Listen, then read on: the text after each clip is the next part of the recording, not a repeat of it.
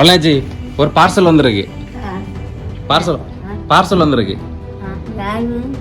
உங்க ஃப்ரெண்ட் அனுப்பியிருக்காங்க. இந்த பார்சல் என்னுடைய ஃப்ரெண்டு கங்காதரன் சப் இன்ஸ்பெக்டர் அனுப்பியிருக்காங்க. எனக்கு இந்த பார்சல் அனுப்பினதுக்கு தேங்க்யூ. ஓப்பன் பண்ணி பார்க்க போகிறேன். இது என்னது?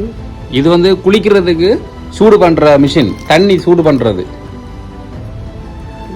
நான் தினமும் குளிக்க மாட்டேன். இந்த பார்சல் எனக்கு வேண்டாம்னு.